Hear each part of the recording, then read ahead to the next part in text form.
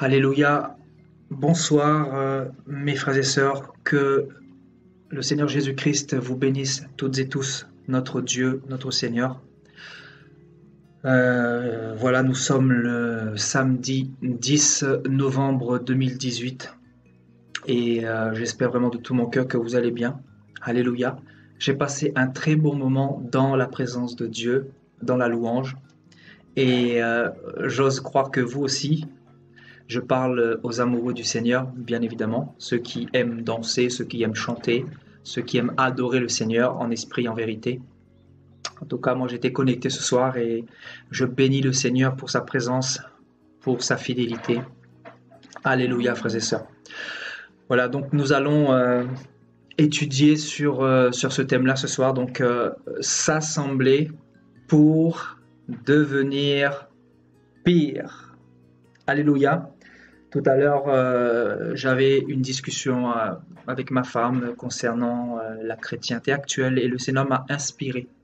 Voilà, j'étais vraiment puissamment inspiré et Dieu m'a mis à cœur de vous partager ce thème ce soir. Un thème qu'il m'avait déjà donné auparavant et le Seigneur va nous parler encore aujourd'hui. Je peux vous assurer que Dieu va nous parler. Parce que, comme vous le savez, les chrétiens ont des problèmes. Quand je parle des chrétiens, c'est en général. Voyez, bien évidemment, nous ne ciblons personne parce que nous sommes tous pécheurs et nous sommes tous sauvés par grâce. Mais ce que je veux dire par là, c'est que ce thème aura pour but, bien évidemment, de nous pousser à craindre Dieu et à éviter les erreurs, à éviter de pécher, à éviter de perdre du temps. Voilà, encore une fois, ce message s'adresse aux vrais enfants de Dieu, à ceux qui aiment la sanctification, à ceux qui aiment la parole de Dieu et non pas les distracteurs. Amen, alléluia. En tout cas, soyez les bienvenus. Et voilà, je veux vous inviter à prendre vos Bibles dans 2 Corinthiens, 1 Corinthiens chapitre 11. Alléluia. 1 Corinthiens chapitre 11 et nous lirons à partir du verset 17.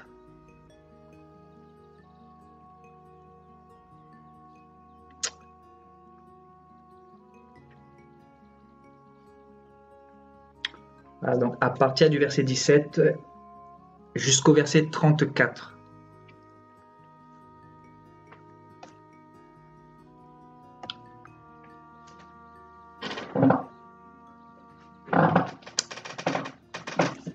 Alléluia.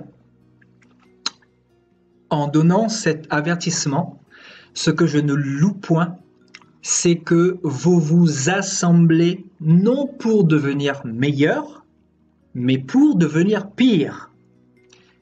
Et d'ailleurs, j'apprends que lorsque vous vous réunissez en assemblée, il y a parmi vous des divisions, et je le crois en partie, car il faut qu'il y ait aussi des sectes parmi vous, afin que ceux qui sont approuvés soient reconnus comme tels au milieu de vous.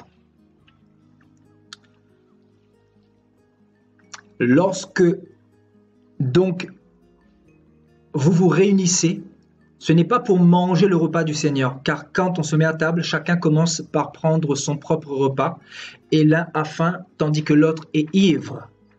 N'avez-vous pas des maisons pour y manger et boire ? Ou méprisez-vous l'Église de Dieu et faites-vous honte à ceux qui n'ont rien ? Que vous dirai-je ? Vous louerai-je ? En cela, je ne vous loue point. Verset 23. Car j'ai reçu du Seigneur ce que je vous ai enseigné. C'est que le Seigneur Jésus, dans la nuit où il fut livré, prit du pain et après avoir rendu grâce, le rompit et dit : Ceci est mon corps qui est rompu pour vous. Faites ceci en mémoire de moi. De même, après avoir soupé, il prit la coupe et dit : Cette coupe est la nouvelle alliance en mon sang. Faites ceci en mémoire de moi, toutes les fois que vous en boirez. Car toutes les fois que vous mangez ce pain et que vous buvez cette coupe, vous annoncez la mort du Seigneur jusqu'à ce qu'il vienne.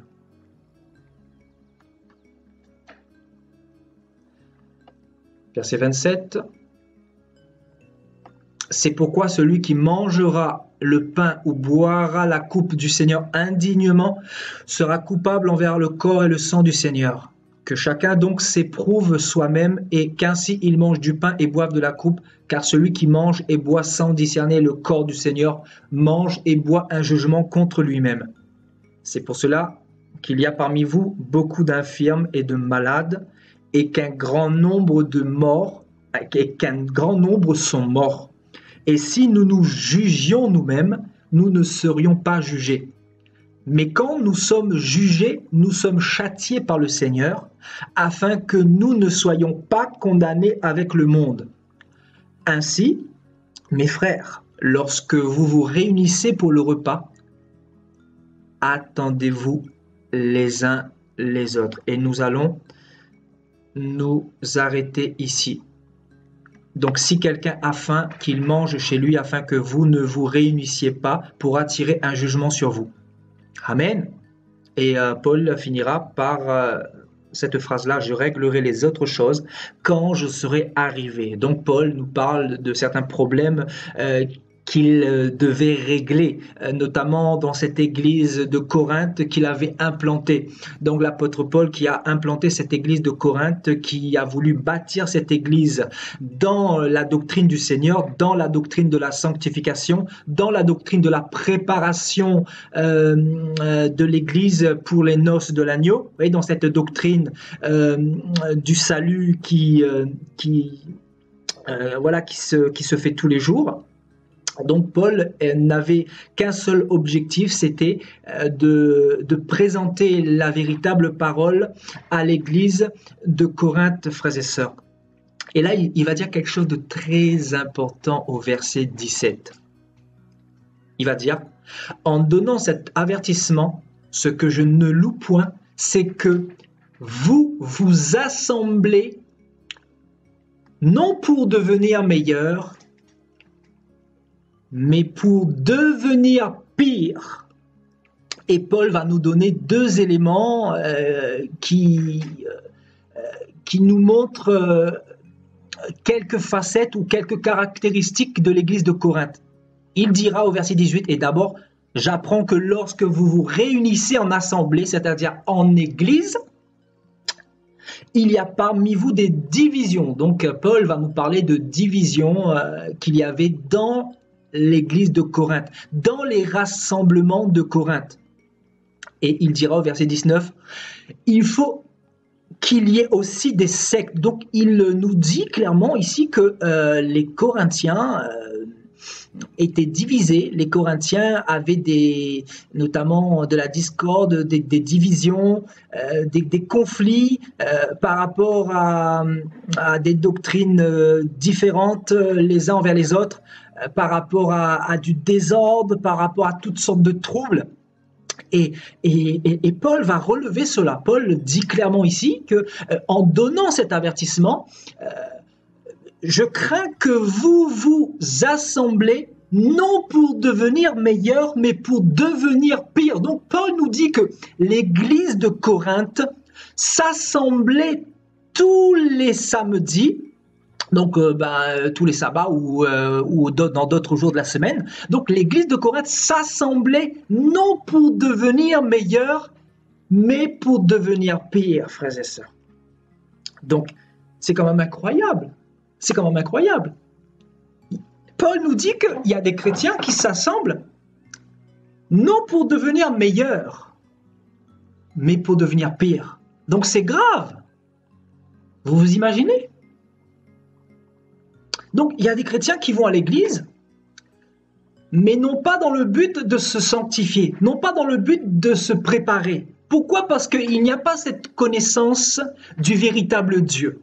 Nous savons que le véritable Dieu que nous servons, Jésus-Christ de Nazareth, il est saint, il est sans péché, il est juste, et que nous devons être à son image, parce que le Seigneur qui représente l'époux Et nous qui représentons l'épouse, donc l'ecclésia, l'Église, nous devons nous préparer, nous sanctifier afin d'être irréprochables pour sa venue.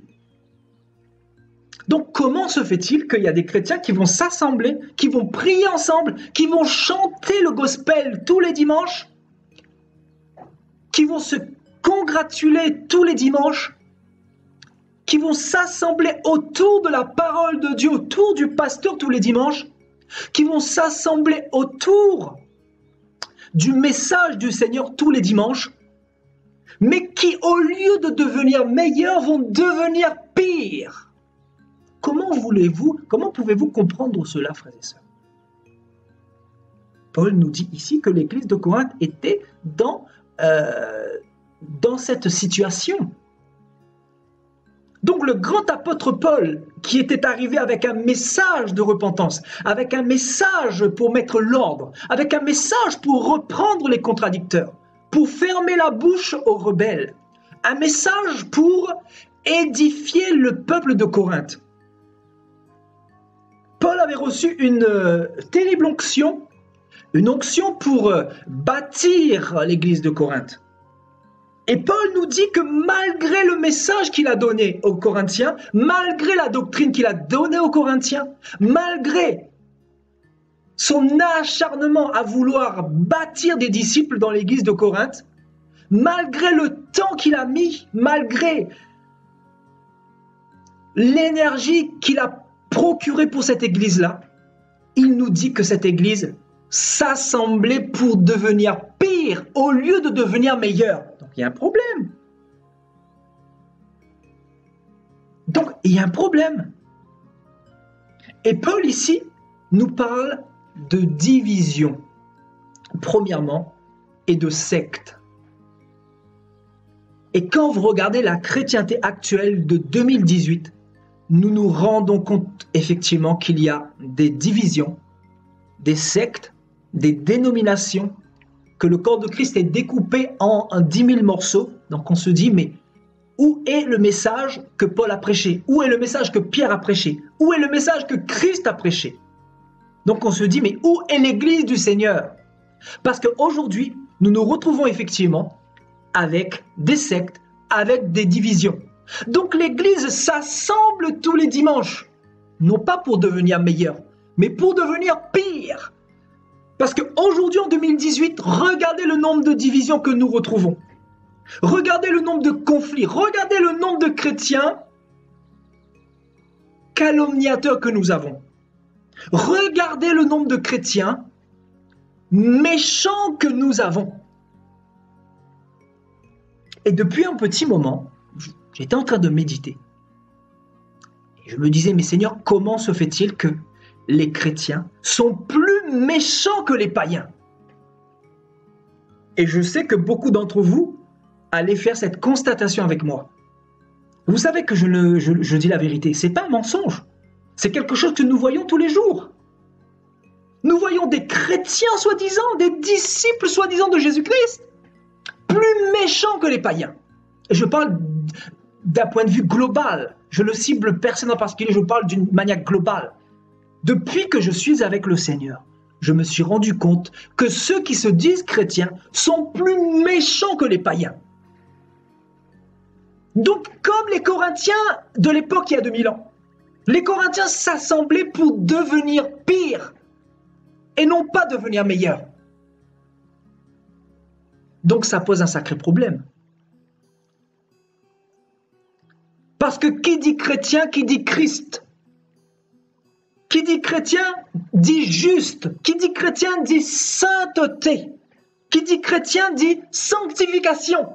Qui dit chrétien dit repentance, sans laquelle personne ne verra le Seigneur.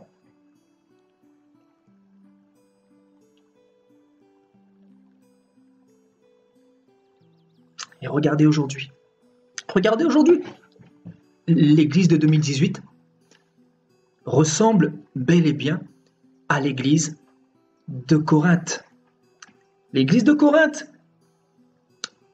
est Waouh, l'église de Corinthe était en train de passer à côté. Et Paul va reprendre cette église-là. Paul va parler de cette autorité que le Seigneur lui a donnée, non pas pour leur destruction, mais pour leur édification, pour leur croissance. Et il va en parler dans 2 Corinthiens 12. 2 Corinthiens 11 et 2 Corinthiens 12, il va dire, si je reviens vers vous, je n'userai d'aucun ménagement, parce que vous cherchez une preuve que Christ parle en moi.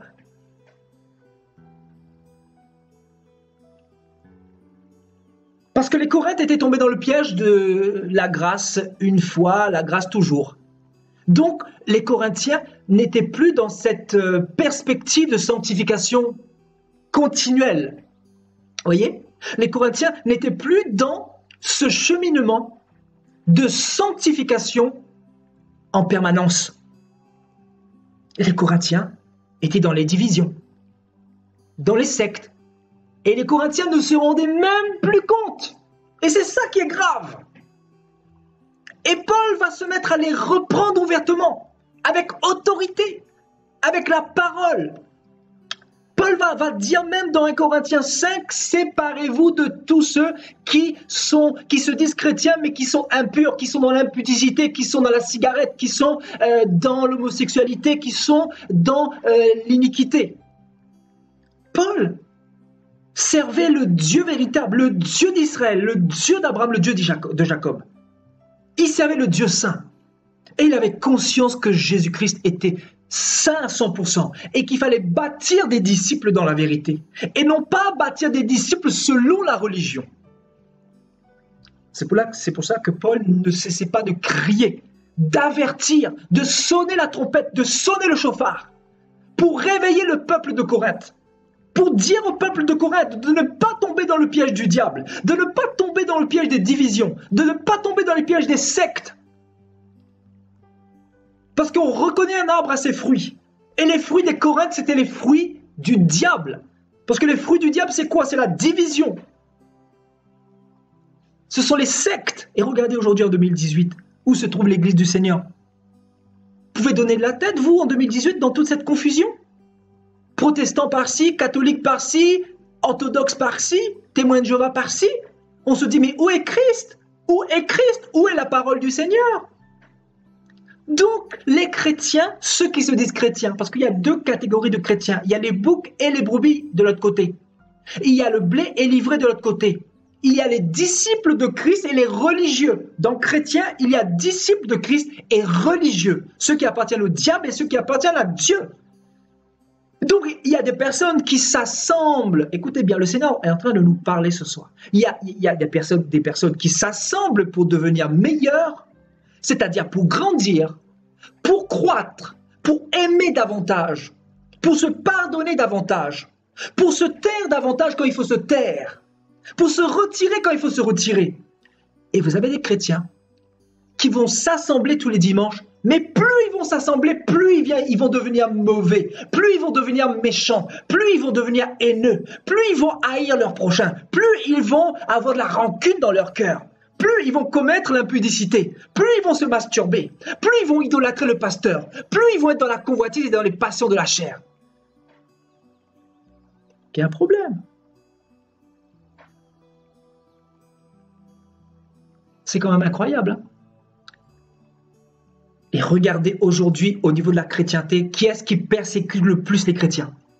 Ce n'est pas les païens, frères et sœurs. Hein. Je mets le défi à tout le monde ici. Qui persécute le plus les chrétiens aujourd'hui? Qui a persécuté, si vous voulez, d'une manière globale, depuis le commencement, depuis Genèse 3, les croyants du véritable Dieu, selon vous?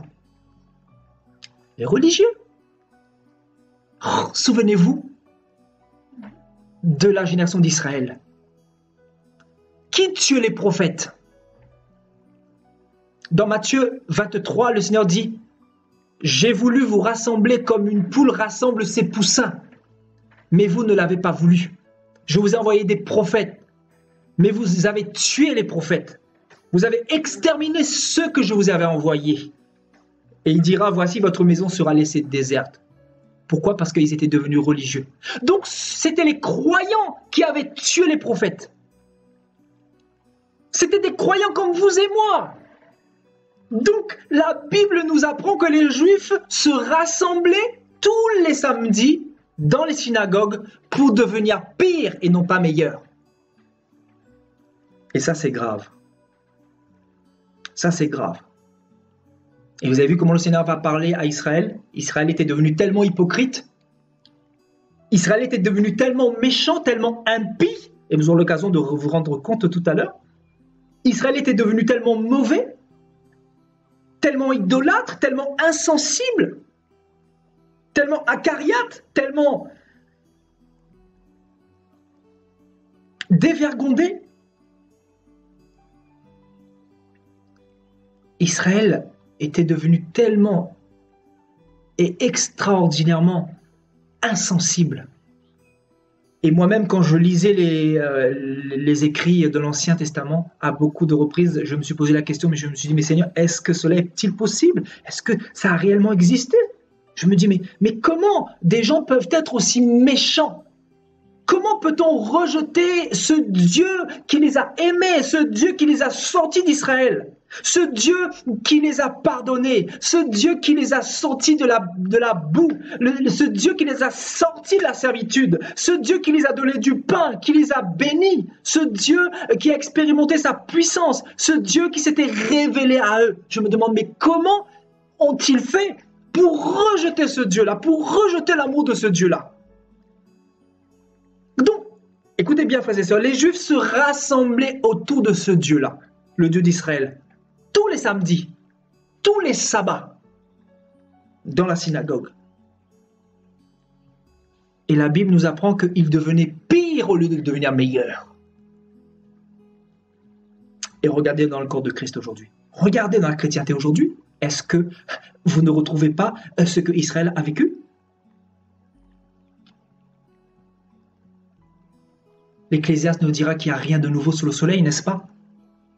Vous voyez que la parole ne parle pas en vain. La parole nous montre clairement que les croyants, pour 90%, je dirais, 80 à 90%, s'assemblent pour devenir pire et non pas meilleur. Et vous savez, dans le pire, il y a quoi? Il y a la religion.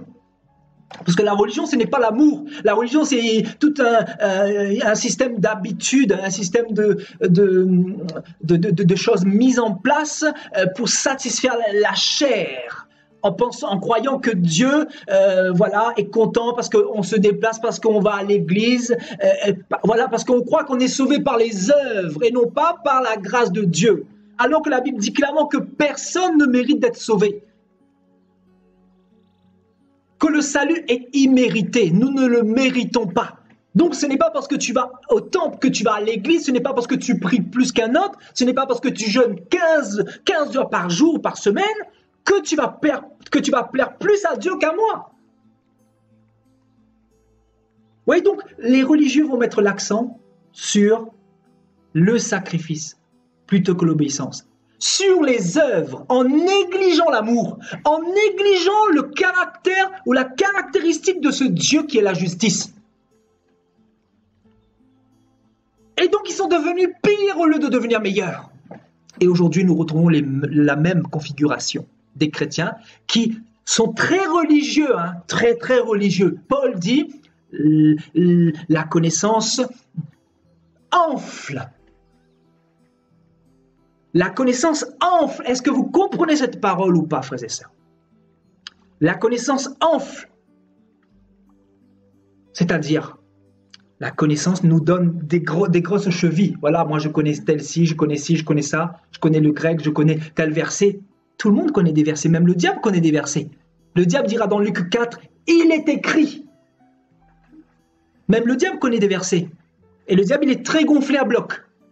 Et qu'est-ce qu'il fait dans le cœur des chrétiens aujourd'hui? Il les gonfle également, c'est-à-dire par la connaissance. La connaissance enfle, mais l'amour édifie. L'amour nous conduit vers le meilleur. Tandis que la connaissance, là, sans l'amour, là, nous conduit vers le pire. Et aujourd'hui, beaucoup ont cette connaissance, mais beaucoup ont perdu l'amour, beaucoup ont perdu la vision, beaucoup ont perdu la charité, beaucoup ont perdu le caractère de Christ. Et beaucoup s'assemblent tous les dimanches. Beaucoup ne ratent pas un culte. Regardez toutes ces personnes qui vont dans les temples, dans les églises depuis tant d'années.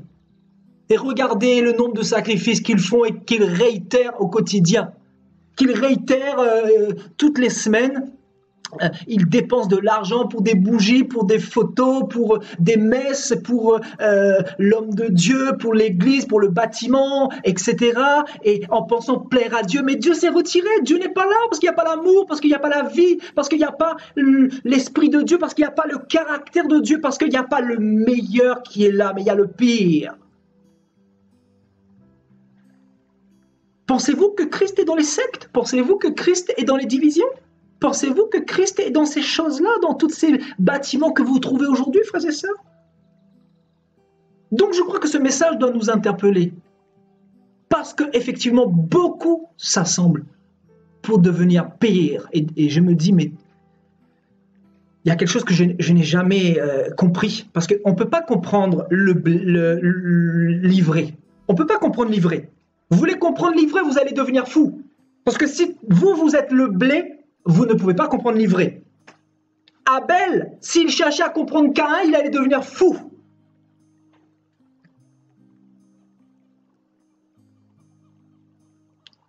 Vous comprenez? Moi, des fois, quand je réfléchis, j'essaie de comprendre la méchanceté de certains chrétiens, je me dis, mais je peux devenir fou. Je me dis, mais comment cela est-il possible de faire de la méchanceté chrétienne et d'assimiler le nom de Christ à sa personne? Blasphémant le nom de Dieu. Des chrétiens qui ouvrent la bouche, des chrétiens qui bavardent beaucoup, des chrétiens qui calomnient, des chrétiens qui critiquent, qui divisent, qui mettent les noms des frères et des sœurs sur leur page pour critiquer, etc. Des personnes qui calomnient. On se dit, mais c'est quoi? C'est quoi cette confusion? C'est quoi? Donc, ils s'assemblent pour devenir pire et non pas meilleur.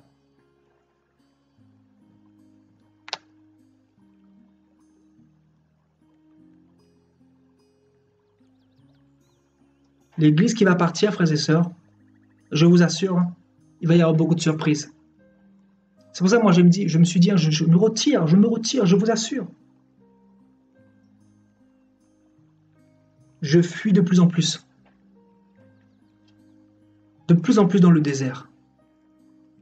De plus en plus dans la présence du Seigneur. Et de moins en moins dans la présence des hommes. Parce que si c'est pour être dans une assemblée de frères et sœurs qui s'assemblent pour devenir pire et non pas meilleurs, des frères et sœurs qui sont prompts à juger, à critiquer, à ragoter, moi je me dis, mais je n'ai pas le temps à ça, je n'ai plus le temps à ça. On n'a plus le temps à ça, on n'a plus le temps d'entendre les discours des uns et des autres, on n'a pas le temps à ça. Ça fait longtemps, je n'ai plus le temps à ça.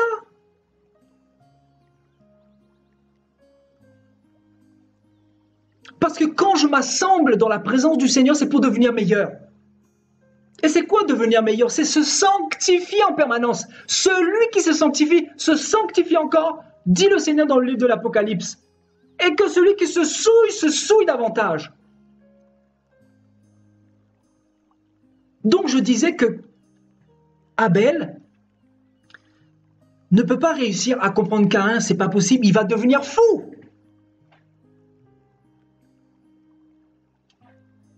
C'est pas possible.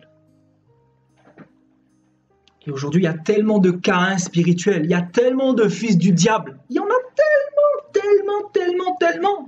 Je sais qu'il y en a beaucoup, certaines personnes qui font des erreurs. Nous faisons tous des erreurs. Ce que je dis par là, c'est que je ne suis pas meilleur que vous. Personne n'est meilleur que personne dans l'histoire. Mais c'est que je dis là, les vrais enfants du Seigneur vont toujours chercher à se sanctifier. Les enfants du Seigneur vont toujours chercher à fuir le péché, à fuir les faux frères, à fuir l'impudicité, à fuir les associations de malfaiteurs, de calomniateurs, etc., de distracteurs, etc. Tandis que les enfants du malin vont prendre plaisir à tout ça, ils calomnient, vous savez, à ce qu'on raconte sur les uns, sur les autres. On n'a pas le temps à ça. Les vrais enfants du Seigneur ont compris que le Seigneur est à la porte. Ils ont compris que Jésus est à la porte et qu'on n'a plus le temps, qu'il faut se sanctifier, qu'il faut se sauver.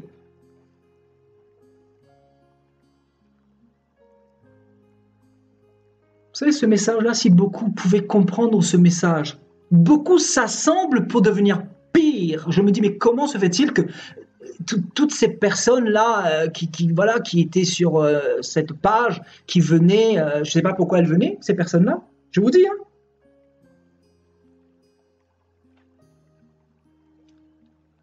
Qui sont venus pour critiquer, pour espionner, pour épier, pour observer, pour faire des photos, des montages, etc., pour critiquer, pour polluer. On se dit, mais les chrétiens, effectivement, s'assemblent pour devenir pire et non pas meilleurs. Et on voit les vrais enfants du Seigneur, ceux qui s'accrochent véritablement au message. Parce que ceux qui viennent, par exemple, sur cette page, ou comme sur d'autres pages, dans le monde, ils viennent pour quoi? Ils viennent pour la parole, ils viennent pas pour moi, pour mes beaux yeux, ils viennent pas pour moi. Ils viennent parce qu'ils ont quelque chose à retirer, parce que ce sont des vrais enfants du Seigneur, parce qu'ils savent que ce message vient de Dieu. Ils savent que ce message que je prêche là, par la grâce de Dieu, vient du trône de Dieu.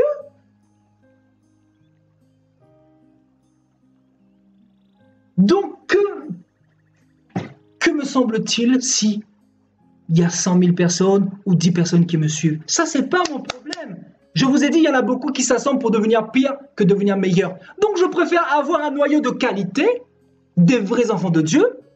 Je préfère qu'on soit 9 ou 8 ou 7 ou 2, voire tout seul, que être une multitude et être hypocrite et s'assembler ensuite pour se diviser, ensuite pour ne pas être d'accord, ensuite pour se persécuter, ensuite pour semer la confusion, semer la zizanie. Mais les enfants du Seigneur ne sont pas dans cette optique-là. Les véritables enfants du Seigneur se retirent quand il faut se retirer. Les enfants du Seigneur font attention quand elles ouvrent leur bouche, quand ils ouvrent leur bouche, quand ils baladent leur langue. Les enfants du Seigneur font attention parce qu'ils ont les fruits de leur maître en eux.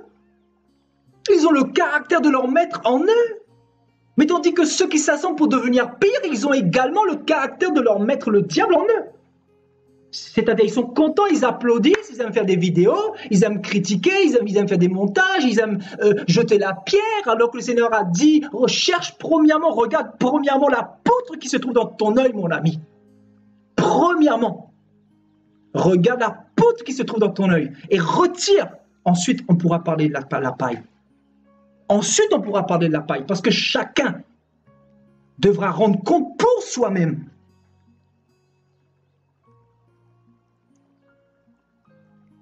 Il est quand même incroyable, hein? Des pécheurs qui vont reprendre d'autres pécheurs. Dans un contexte général, c'est ça, hein, c'est ce que nous voyons dans les assemblées aujourd'hui. Des chrétiens qui sont enflés tellement avec, vous savez, le faux levain de la religion, là, enflés. Et la connaissance enfle. Ils sont tellement enflés qu'ils pensent connaître quelque chose. Ils pensent qu'ils sont arrivés. Ils sont tellement religieux qu'ils ont mis l'amour de côté. L'amour est à côté. Pourquoi? Parce que Christ, c'est l'amour. Donc Christ n'est pas avec eux. Ils sont séparés de l'amour. Ce qui fait que beaucoup, au jugement dernier, ils vont dire, Seigneur, mais nous sommes allés à l'église. Nous avons fait telle chose pour toi. Nous avons bougé ici et là. Nous avons évangélisé. Le Seigneur leur dira, retirez-vous de moi, maudit. Je ne vous ai jamais connu. Parce que ce n'est pas ceux qui se disent chrétiens qui sont de Dieu, mais ce sont ceux que Dieu recommande et qui sont recommandés par Dieu. Ceux qui marchent dans l'obéissance, ceux qui se sanctifient malgré leurs imperfections. Parce qu'on est tous imparfaits, on fait tous des erreurs. On est tous imparfaits. On ne peut pas se jeter la pierre. Je ne suis pas meilleur que vous, vous n'êtes pas meilleur que moi. On est tous pécheurs. On est tous là pour se repentir, pour se remettre en question. On est tous ici, soi-disant, pour devenir meilleurs. Et il y a des personnes qui s'assemblent pour devenir pires. Et gloire à Dieu, le Seigneur le Seigneur émonde de plus en plus. Les faux, le Seigneur, les envoie ici et là, parce qu'ils viennent, vous savez, ce sont comme des vipères. Ils viennent voir ce qui se passe, ils viennent pour jeter le venin. On a connu ça on a connu. Mais le Seigneur a parlé de ça dans Matthieu 13, le blé est livré. Les boucs et les brebis. Il y en a beaucoup qui se disent du Seigneur, mais ils ne sont pas du Seigneur. Parce que si tu as l'amour, tu ne peux pas poignarder un frère. Tu ne peux pas poignarder ton frère, mon frère, ma soeur. Laisse-moi te dire. L'amour de Dieu, l'amour agapé, ne soupçonne pas le mal. L'amour agapé ne cherche pas à autodétruire son prochain. C'est pour ça que moi, là, tous ceux-là qui veulent s'approcher de moi pour me distraire, tous ceux qui veulent s'approcher de moi pour m'associer à leurs conneries, à leur tissu de distraction, Je vous dis, je me sépare. Je me suis séparé de tout le monde d'ailleurs. De tellement de personnes.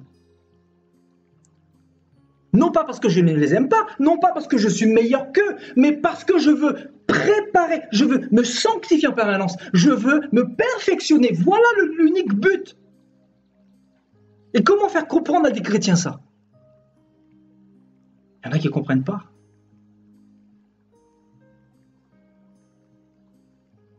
Vous savez, depuis que je suis avec le Seigneur, j'ai rien demandé à personne. Hein. J'ai toujours été tout seul avec lui. Le Seigneur m'a dit, l'obéissance et la parole. J'ai toujours été dans l'obéissance et la parole. J'ai toujours essayé de plaire au Seigneur. Combien de vipères ne sont-elles pas venues? Combien de cas spirituels ne sont-ils pas venus? Ils sont venus. Ils ont fait ce qu'ils avaient à faire, bien évidemment. Et quand ils ont semé le trouble, comme il se devait, ils sont repartis pour devenir encore pire. Pour devenir pire. Et ce genre de personnes-là, le Seigneur leur donne un esprit d'égarement, ça y est, un esprit d'endurcissement pour la plupart.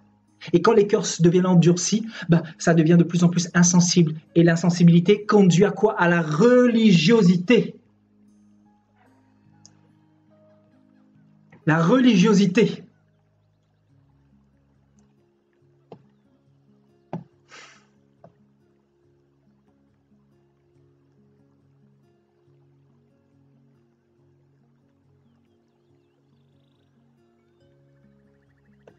Pourquoi je suis tout seul? Parce qu'il y a trop de chrétiens, il y a trop d'hypocrites.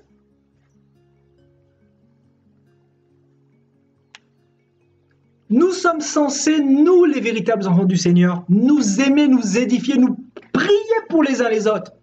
Nous ne sommes pas censés poignarder l'un envers l'autre. Nous ne sommes pas censés nous détruire. Non.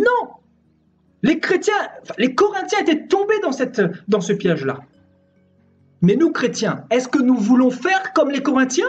Est-ce que nous ne voulons pas nous examiner? Nous examiner, examiner notre vie? Sommes-nous parfaits devant Dieu?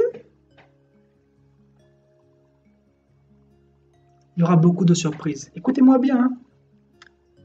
Il y aura beaucoup de surprises. Il y en a beaucoup qui vont pleurer, qui vont gémir. Je vous dis, hein, si vous ne vous préparez pas maintenant, c'est aujourd'hui. Hein, je vous dis, hein, quand on vous dit de vous sanctifier, la sanctification, ça va en profondeur. Ce n'est pas simplement d'abandonner simplement la cigarette ou abandonner une calomnie. La sanctification est globale. Le Seigneur reviendra chercher une église sans tache, sans péché, sans imperfection. Donc si tu as encore des imperfections au niveau de ton langage, tu vas critiquer, tu vas haïr, tu vas te distraire.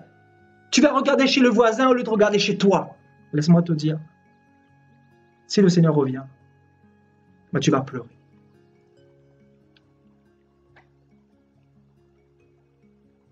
Déjà, avec notre propre vie, on a du mal et on veut aller regarder chez les autres. C'est ça qui est dingue, c'est ça qui est incroyable avec la chrétienté actuelle.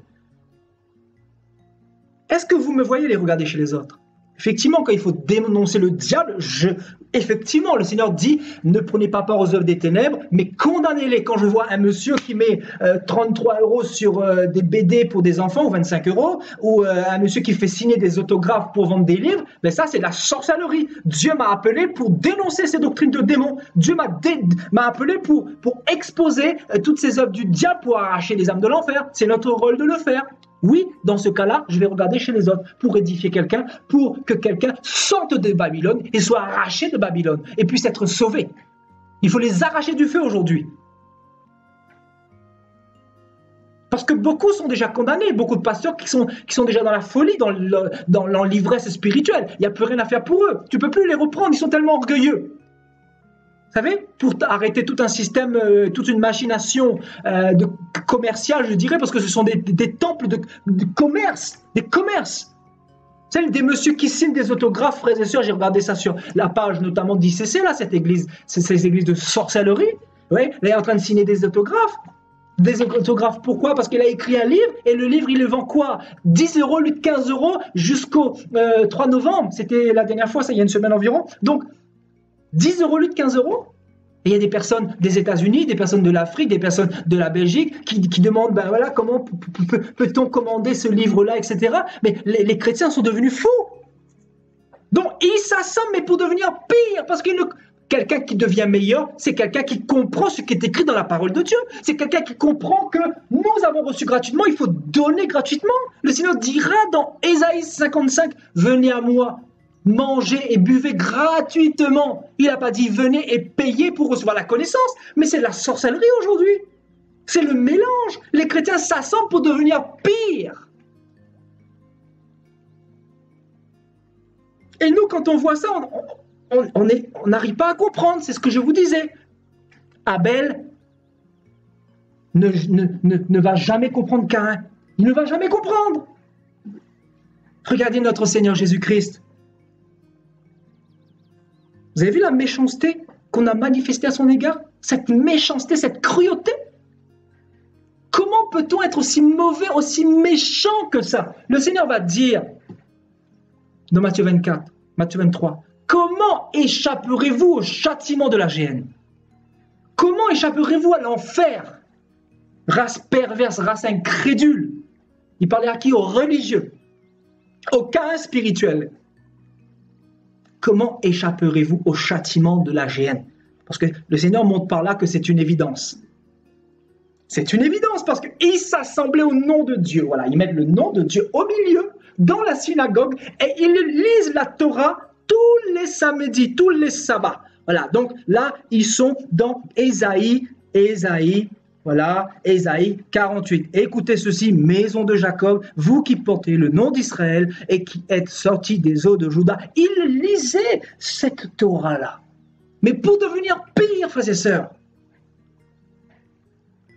Donc la question que j'aimerais vous poser, est-ce qu'on se moque du Seigneur? Est-ce qu'on se moque du Seigneur?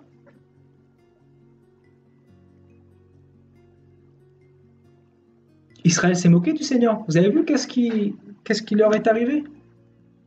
Vous avez vu? Le Seigneur leur a dit, hein, ils vont passer la 3e guerre mondiale, la grande tribulation. Voilà. Jusqu'à ce que vous disiez, béni soit celui qui vient au nom du Seigneur. Parce qu'ils ont rejeté leur Messie.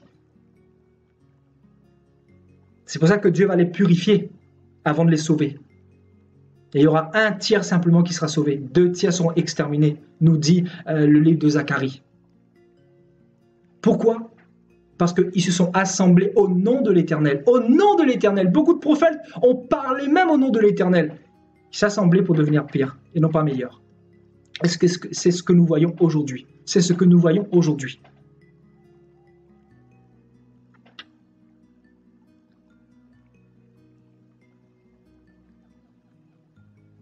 Amen. Vous voyez, c'est quand même incroyable. Hein. Je reviens sur ce passage. Il dit, hein, ce que je ne loue point, c'est que vous vous assemblez non pour devenir meilleur, mais pour devenir pire. Le nom de Christ au milieu. Et pourquoi deviennent-ils pires? Parce qu'il n'y a pas la parole, d'accord? Il n'y a pas l'enseignement doctrinal. Parce que le Saint-Esprit est en train d'être éteint. N'est-ce pas? Parce que c'est le Saint-Esprit qui convainc du péché, du jugement, etc. Et s'il n'y a pas l'Esprit de Dieu, s'il n'y a pas la flamme de Dieu, animée par la parole, la saine doctrine, comment voulez-vous qu'une église tienne debout? Comment voulez-vous qu'une église se remette en question? Comment voulez-vous qu'une église fasse attention par rapport à la paille qui est dans l'œil de son voisin, au lieu de regarder à la poutre qui se trouve dans son œil? Comment vous voulez? C'est impossible. Vous savez, le verset 22, Paul dira, « N'avez-vous pas des maisons pour y manger et pour boire, ou méprisez-vous l'église de Dieu et faites-vous honte à ceux qui n'ont rien ?» Donc, vous voyez, il méprisait littéralement l'église du Seigneur, le corps de Christ, les frères et sœurs. Et ils étaient coupables envers le corps du Seigneur. Et Paul va dire, c'est pour cela qu'il y a autant d'infirmes, autant de possédés, autant de malades dans votre assemblée. Parce qu'il y a beaucoup de moqueurs, il y a beaucoup de sauvages, il y a beaucoup d'hypocrites qui s'assemblent autour du nom du Seigneur, mais qui ne veulent pas de lui, parce qu'ils ne veulent pas de son amour, ils ne veulent pas se sanctifier, mais se distraire. Ils sont dans les églises pour se distraire, ils sont dans les églises pour devenir encore plus pires que quand ils étaient dans le monde. Et aujourd'hui, les chrétiens pour la plupart, sont devenus plus méchants que les païens. Plus méchants que les païens. Je vous dis, les païens sont plus gentils. Je vous assure. Un païen, il est comme un petit enfant. Hein. Tu lui dis, voilà, ouais, t'es avec Jésus, il n'y a pas de problème. Il va peut-être rire dans sa moustache, mais la plupart, voilà, il limite, voilà, il y a un frein. Tandis que les chrétiens, là, ils te rentrent dedans, ils te démontent, ils te cassent, ils te persécutent, ils te détruisent, ils te poignardent et ils t'achèvent à terre.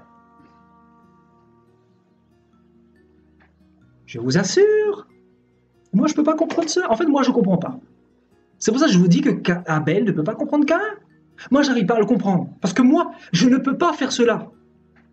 Je n'agis pas ainsi. Je me dis, comment certains chrétiens peuvent agir ainsi? Parce qu'il n'y a aucun... Leur vie chrétienne est sans saveur. Il n'y a pas de sel. Il n'y a pas de sel. On ne peut s'intéresser qu'à ceux, envers ceux qui ont reçu quelque chose du Seigneur. À ceux qui sont bénis du Seigneur, à ceux qui portent l'étoile du Seigneur sur leur front. Vu que leur vie est inintéressante, qu'est-ce que ces personnes font? Elles vont regarder chez les autres et elles vont critiquer, elles vont calomnier, elles vont blablater ici et là. Et voilà, voilà. C'est pour ça qu'il y a le blé et livré. Et regardez dans 2 Corinthiens chapitre 12 ce que Paul va dire.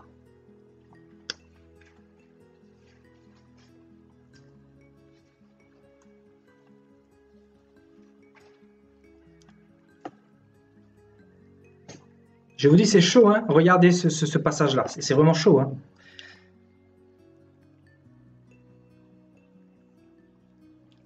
Donc, 2 Corinthiens 12 au verset 20.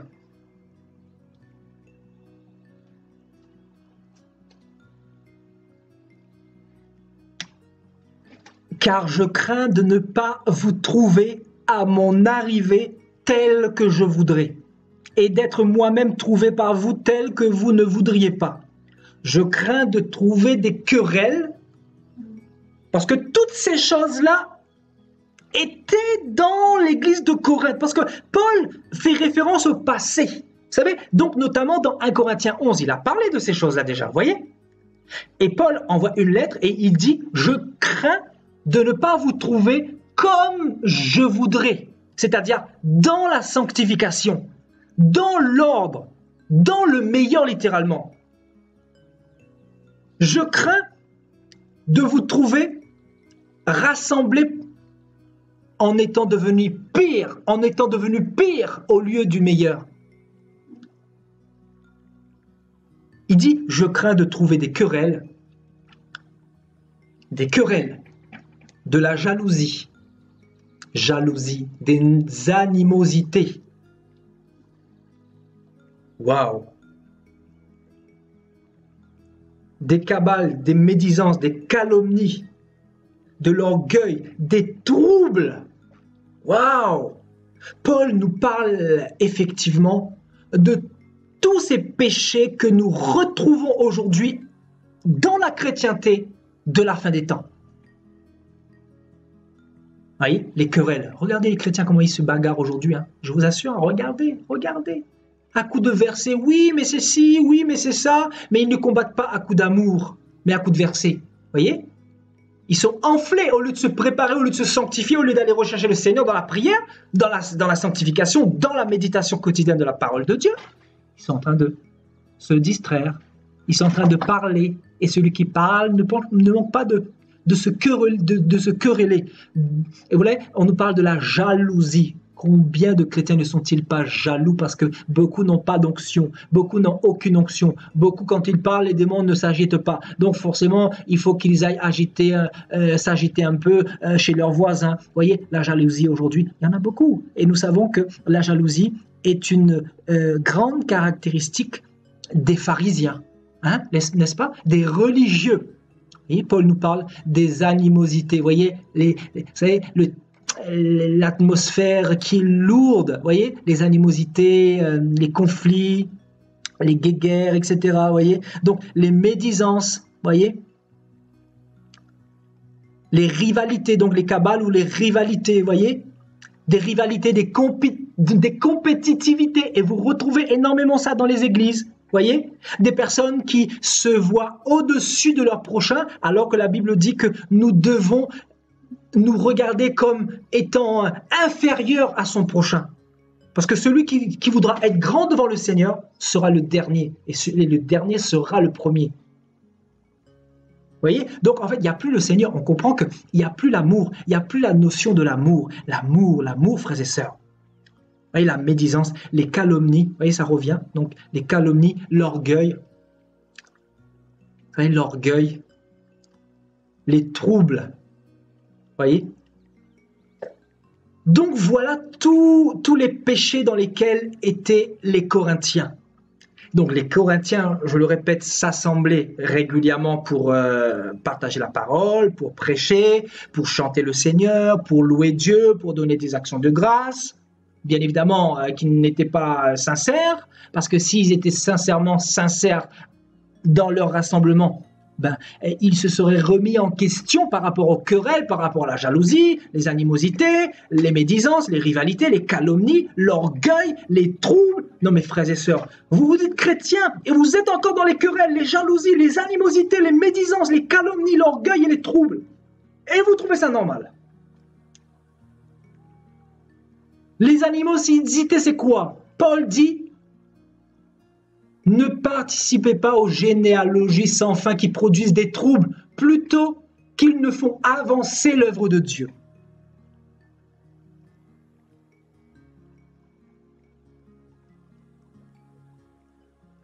Voyez?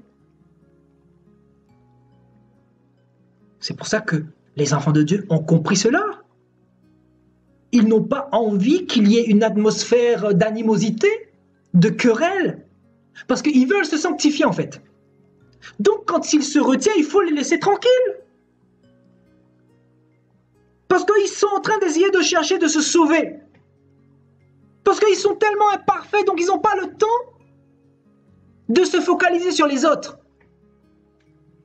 Donc que chacun s'examine soi-même devant le Seigneur pour tenter de devenir meilleur.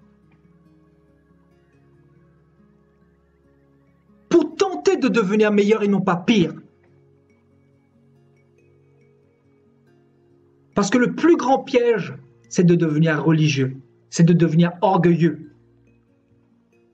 C'est de croire qu'on est arrivé ou de croire qu'on a assez de connaissances pour discréditer l'autre, pour discréditer le prochain, pour rabaisser le prochain, pour penser qu'on est meilleur que son prochain. Et je parle à quelqu'un, ici.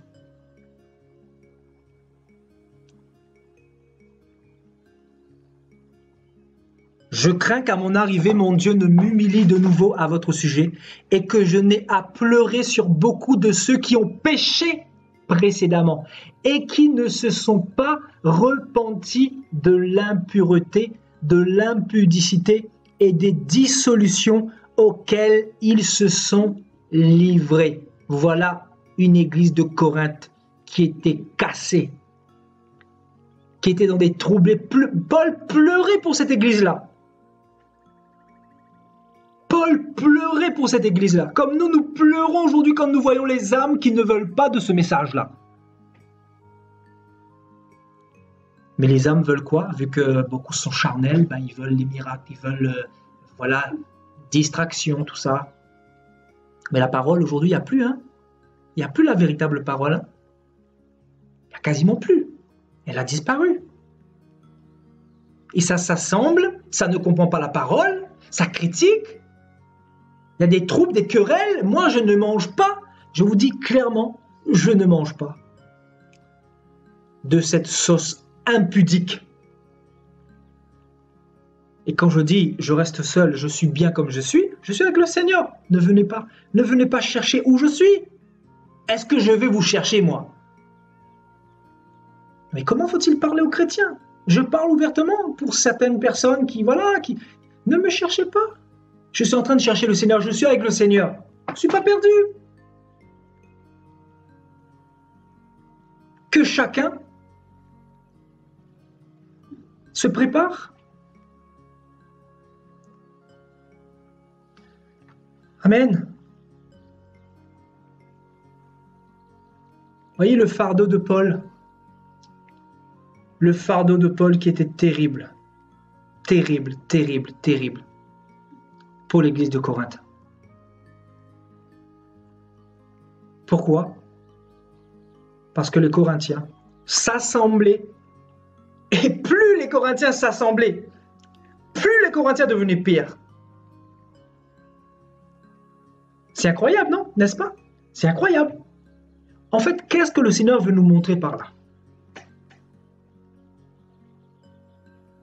Mais avant d'aller plus loin, allons encore un petit peu dans 1 Corinthiens 5, pour mettre encore la cerise sur le gâteau, d'accord? Allons dans 1 Corinthiens chapitre 5. Voyez un petit peu tous les péchés des Corinthiens là, que nous retrouvons facilement aujourd'hui dans la chrétienté actuelle. Regardez.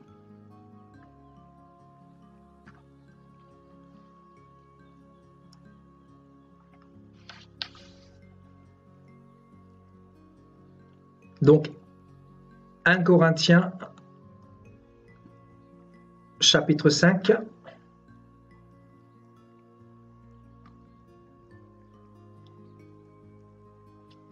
voyez, Paul dit, on entend dire généralement qu'il y a parmi vous de l'impudicité et une impudicité qu'elle ne se rencontre même pas chez les païens. Waouh! Waouh!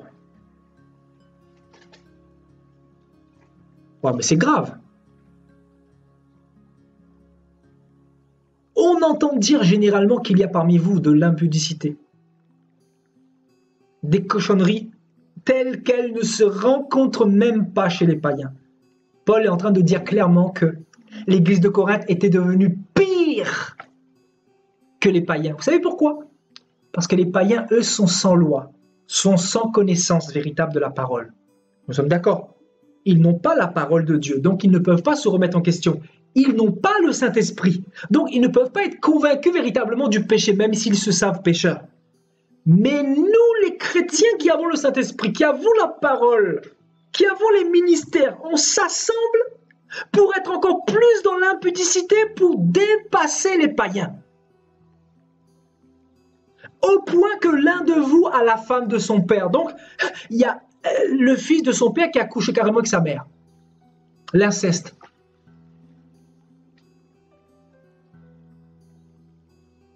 Donc, c'est quand même grave. Donc, qu'est-ce que Dieu, voyez, qu'est-ce que Dieu veut nous dire par là?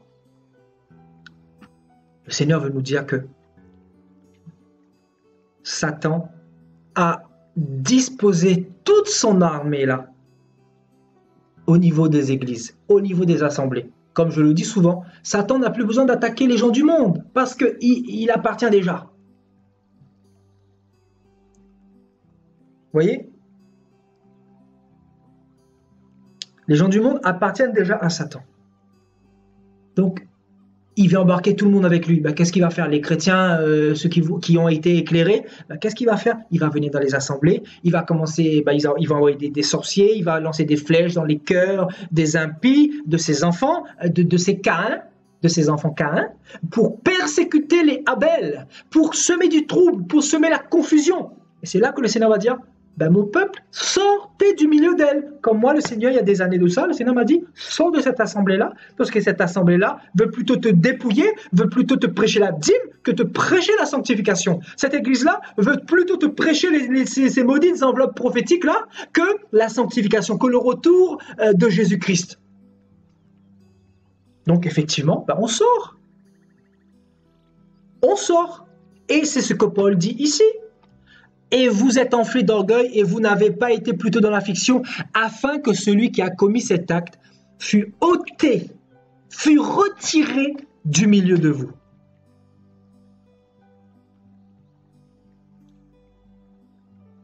Voyez? L'église de Corinthe aurait dû prendre des décisions, des initiatives. Voyez? Et plus bas, il dira quoi? Au verset 11, maintenant, ce que je vous écris, c'est de ne pas avoir des relations avec quelqu'un qui se nommant frère, est impudique, cupide, idolâtre, outrageux, ivrogne, ravisseur, de ne même pas manger avec un tel homme. Et il dira, qu'ai-je à juger? Ceux du dehors. N'est-ce pas ceux du dedans que vous avez à juger? N'est-ce pas ceux du dedans? C'est qui? Ceux du dedans. Ceux du dedans, ce sont les chrétiens. Pour ceux du dehors, Dieu les juge. Et il dira, ôtez le méchant du milieu de vous. Ôtez le méchant du milieu de vous. Waouh! Voyez? Et maintenant, allons voir ce qui se passait en Israël. Nous allons retrouver de fortes similitudes, notamment dans l'époque des rois. Nous allons faire un petit peu de lecture. Donc, nous lirons à partir du verset 1. Manassé, vous allez voir, il y a des choses très importantes que nous allons déceler ici dans ce chapitre-là. Donc, il faut rester très attentif. Donc, on nous parle du roi Manassé. Donc, il devint roi à 12 ans. Donc, 2 Chroniques, chapitre 33 au verset 1. Manassé devint roi à 12 ans et il régna 52 ans à Jérusalem. On nous dit, il fit ce qui est mal aux yeux de l'Éternel selon les abominations des nations que l'Éternel avait chassées devant les enfants d'Israël. Donc on nous dit qu'il a été semblable aux nations païennes, pécheurs, impudiques. On continue. Il rebâtit les hauts lieux qu'Ézéchias, son père, avait renversés. Il éleva des autels au Baal. Il fit des idoles d'Astarté et il se prosterna devant toute l'armée des cieux et la servit. Il bâtit des autels dans la maison de l'Éternel, quoique l'Éternel eût dit, c'est dans Jérusalem que sera mon nom à perpétuité. Il bâtit des autels à toute l'armée des cieux dans les 2 parvis de la maison de l'Éternel.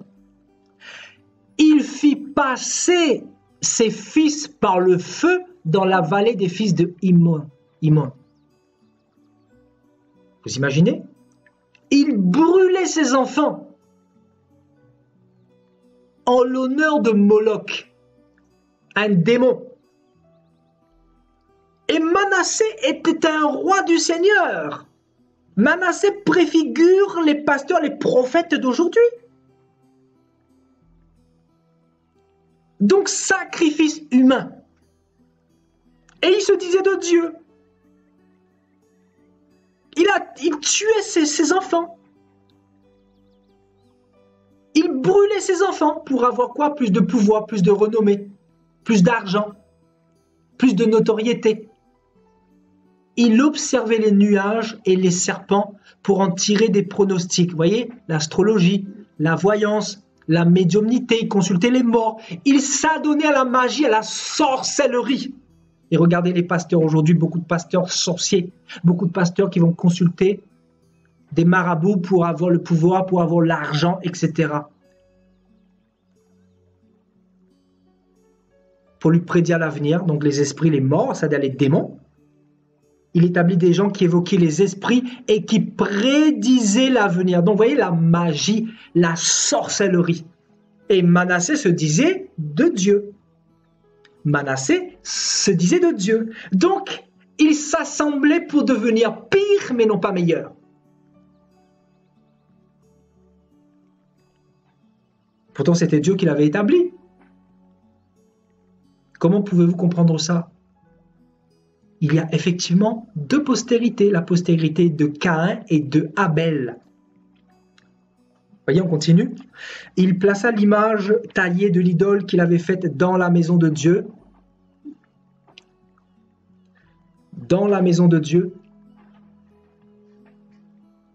de laquelle Dieu avait dit à David et à Salomon, son fils, c'est dans cette maison et c'est dans Jérusalem que j'ai choisi parmi toutes les tribus d'Israël et que je veux à toujours placer mon nom. Vous voyez, il va placer une image taillée qui représente un démon. Donc ici, il est question de Astarté et Ézéchiel nous parle de cela. Donc, vous voyez, il va placer un démon dans le temple de Dieu. Donc, en fait, il devenait de pire en pire, pire. Plus pire que pire, il n'y a pas. Pour un enfant qui se dit de Dieu, de faire de telles abominations. Vous savez, faire rentrer un démon dans la maison, dans le temple, pour souiller le temple de l'Éternel. Et donc, verset 8, on continue la lecture. Je ne ferai plus sortir Israël du pays que j'ai destiné à vos pères, pourvu seulement qu'ils aient soin de mettre en pratique tout ce que je leur ai commandé, selon toute la loi, les préceptes et les ordonnances prescrits par Moïse. Mais Manassé, waouh! Regardez ça, le verset 9, c'est le verset 9 qui nous intéresse ici. Il dit, waouh, c'est quand même fort, hein? C'est quand même très très fort. Mais Manassé fut cause que Juda et les habitants de Jérusalem s'égarèrent et firent le mal plus que les nations que l'Éternel avait détruites devant les enfants d'Israël. On nous dit que le roi Manassé a fait le mal plus que les nations que l'Éternel avait détruites devant les enfants d'Israël. C'est-à-dire, ici, il est question bien évidemment de Sodome et de Gomorrhe et de la génération de Noé. Vous vous imaginez?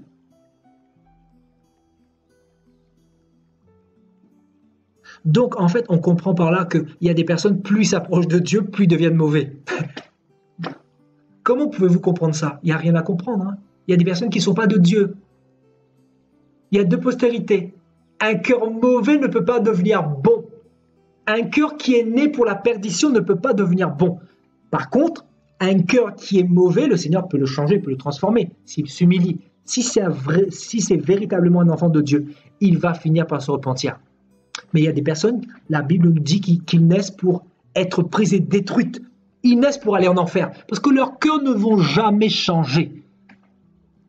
Parce que là, Manassé connaissait les lois de Dieu. Manassé connaissait les ordonnances de Dieu.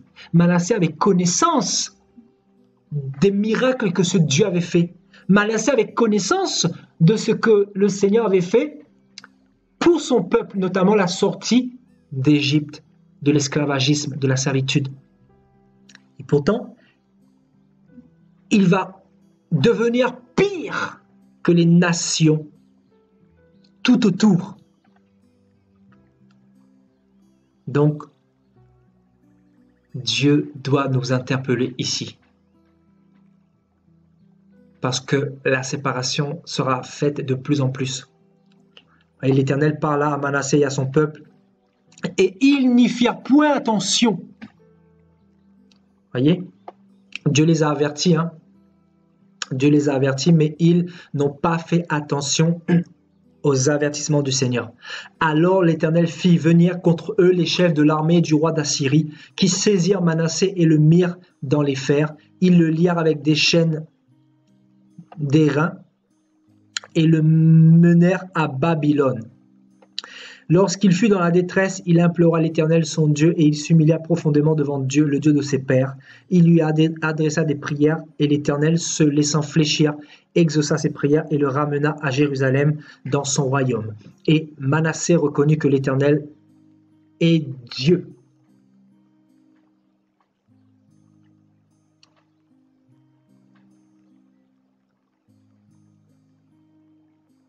Voyez?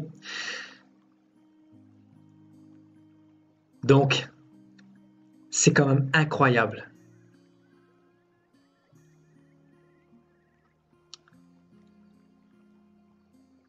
Vous voyez, c'est quand même incroyable de voir qu'il y a des personnes qui s'assemblent autour de Dieu, mais qui ne changent pas de vie. En fait, je vais vous dire quelque chose. Il y a des choses qu'on ne peut pas dire parce que on peut paraître méchant. Il y a des choses que je ne dis pas. Il y a des choses, en fait, on peut pas vraiment dire. Parce que c'est vrai que Dieu est souverain. Dieu connaît tout, c'est vrai. Mais Dieu nous révèle une partie des choses. Il y a des personnes là qui ne vont jamais changer. C'est avec tristesse que je le dis. C'est avec tristesse. C'est avec dépit. Parce que plus tu lis la Bible, plus tu deviens endurci, plus tu deviens méchant. Il y a un problème. Plus tu deviens insensible, il y a un problème. C'est que l'esprit est éteint.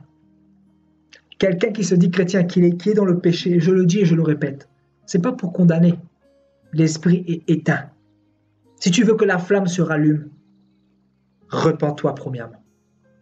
Parce que la repentance plante l'amour de Dieu dans ton cœur pour que tu puisses le craindre. Parce que ce qui est nécessaire à un chrétien, ce qui est capital à un chrétien, ce n'est pas la lettre en elle-même, mais l'esprit. Parce que la lettre tue, mais l'esprit vivifie.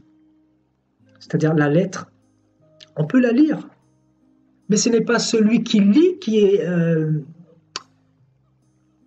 recommandé par le Seigneur. Mais c'est celui qui la met en pratique. Vous voyez? Pour terminer, allons dans Romains chapitre 2.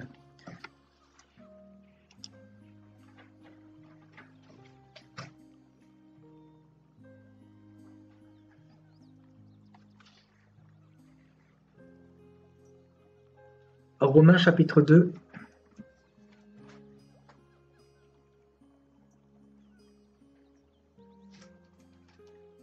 On va prier pour ceux qui demandent la prière dans un instant quand on aura fini l'exhortation. Donc restez jusqu'à la fin et on priera pour vous. C'est pas un problème.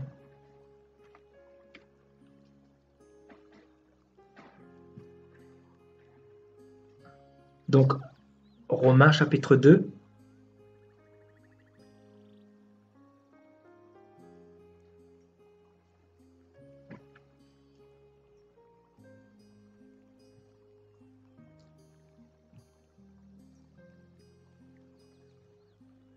Voilà, on lira à partir du verset 17. Toi qui te donnes le nom de juif, qui te repose sur la loi, qui te glorifie de Dieu, qui connaît sa volonté, Hein. Ouais, c'est quand même fort, hein. C'est quand même fort, hein, toi. Ici, il est question des juifs ou des chrétiens, des croyants. Pour être plus précis. D'accord? Suivez bien. On est en train de terminer là. Toi qui te donnes le nom de chrétien, qui te repose sur la parole, qui te glorifie de Dieu, qui connaît sa volonté. En fait, ce n'est pas comme si que tu ne connais pas sa volonté. Parce que tu connais la volonté de Dieu. Toi qui apprécies la différence des choses, étant instruit, tu es instruit par la loi, par la parole. Toi qui te flattes, vous voyez, donc c'est incroyable. Hein, toi, et en plus, tu te flattes d'être le conducteur des aveugles, la lumière de ceux qui sont dans les ténèbres, le docteur des insensés, le maître des ignorants, parce que tu as dans la loi la règle de la science et de la vérité. Toi donc, qui enseignes les autres, tu ne t'enseignes pas toi-même. Toi qui prêches de ne pas dérober, toi qui dis de ne pas commettre d'adultère, tu commets l'adultère. Toi qui dis que tu as en abomination les idoles, tu commets des sacrilèges. Toi qui te fais une gloire de la loi, tu déshonores Dieu par la transgression de la loi. Car le nom de Dieu est blasphémé à cause de vous parmi les païens. Comme cela est écrit. Voyez? Le nom de Dieu est blasphémé par des chrétiens lambda, des chrétiens qui ont la connaissance de la volonté de Dieu, mais qui continuent dans le péché, qui ne veulent pas abandonner le péché. Mais laissez-moi vous dire, ceux qui n'abandonnent pas le péché, si vous ne vous repentez pas, vous irez brûler en enfer. La Bible est claire, nette et précise là-dessus. Surtout pour ceux qui connaissent la volonté de Dieu et qui ne se repentent pas. Croyez-moi que le jugement sera plus sévère. Croyez-moi que le feu sera plus salé, sera plus terrible, sera plus brûlant pour vous. Vous qui aimez la cigarette, vous qui connaissez la parole de Dieu, qui fumez, qui vous masturbez, qui buvez de l'alcool, qui vous droguez, qui couchez avant le mariage, Vous allez connaître l'enfer si vous ne vous repentez pas. Ce n'est pas pour vous faire peur que je dis ça, mais je dis simplement ce que dit la parole de Dieu. Voilà, tout simplement. Parce qu'il faut arrêter de blasphémer le nom de Dieu parmi les païens. Si tu t'approches du diable ou de la religion ou de Bouddha ou d'un autre dieu démoniaque, ce n'est pas un problème. Tu peux blasphémer leur nom parce que ce sont des malédictions. Mais le nom de notre Dieu, on ne peut pas le blasphémer. Pourquoi? Parce qu'il est saint, on doit l'honorer, on doit avoir une vie exemplaire, on doit avoir une vie qui reflète la gloire de Dieu, on doit avoir une vie qui soit en odeur agréable à notre Dieu, pour donner aux païens, comment dire, pour montrer aux païens la grandeur de notre Dieu, afin que les âmes puissent être touchées par notre conversion et qu'ils puissent être sauvés. Amen. Vous voyez, la circoncision est utile si tu mets en pratique la loi. Mais si tu transgresses la loi, ta circoncision devient incirconcision. Si donc l'incirconcis observe les ordonnances de la loi, son incirconcision ne sera-t-elle pas tenue pour circoncision? L'incirconcis de nature qui accomplit la loi ne te condamnera-t-il pas, toi qui transgresses la loi, tout en ayant la lettre, voyez, tout en ayant la lettre de la loi et de la circoncision. Voyez, le juif, ce n'est pas celui qui en a les dehors ou les apparences, et la circoncision, ce n'est pas celle qui est visible dans la chair. Mais le juif ou le chrétien, c'est celui qui l'est intérieurement dans son cœur. Et la circoncision, c'est celle du cœur, selon l'esprit et non, vous voyez, selon l'esprit et non selon la lettre. Donc vous pouvez lire la parole, mais cela ne vous empêchera pas de connaître l'enfer si vous ne vous repentez pas de la cigarette, de l'alcool et du péché, tout simplement. Voyez, donc celle qu'il y a du cœur, selon l'esprit et non selon la lettre que les religieux mettent en avant, et pour délaisser l'amour, pour délaisser la charité, pour délaisser la sainteté. Voyez, la louange de ce chrétien ne vient pas des hommes, mais de Dieu, frères et sœurs. Voyez comment Dieu nous parle. Donc, un conseil gratuit que je vous donne, sanctifiez-vous, frères et sœurs, sanctifiez-vous. Arrêtez de bavarder inutilement. Lisez la parole de Dieu, contentez-vous de grandir dans le secret avec le Seigneur. Si le Seigneur vous donne de partager dans une communauté fraternelle, faites-le. Mais si c'est pour vous assembler, pour devenir pire avec des hypocrites, retirez-vous, frères et sœurs. Sortez du milieu d'elle, mon peuple, dit le Seigneur. Là où il y a du désordre, là où il y a des troubles, il faut sortir, il faut fuir, quitte à rester tout seul. Voyez? Je dis bien là où il y a des troubles, là où il y a du désordre. Moi, je ne cohabite pas avec le désordre. Je vous dis clairement. Hein. Moi, je considère qu'un frère n'a pas, ou une sœur n'a pas le droit de me juger par rapport à mes convictions, par rapport à mes idéologies, par rapport à Christ, parce que je suis libre en Christ. Je ne suis pas dans le péché, je ne suis pas dans l'impudicité, j'essaie de me sanctifier, donc qu'on me laisse en paix. Et je vous recommande de faire la même chose. Soyez en paix les uns envers les autres. Et pour être en paix, ceux qui veulent le trouble, ben retirez-vous du trouble et vous serez en paix. Parce que dans le silence, dans le désert, il n'y a pas de problème, il n'y a pas de trouble, il n'y a pas de calomnie, il n'y a pas d'impudicité, il n'y a pas de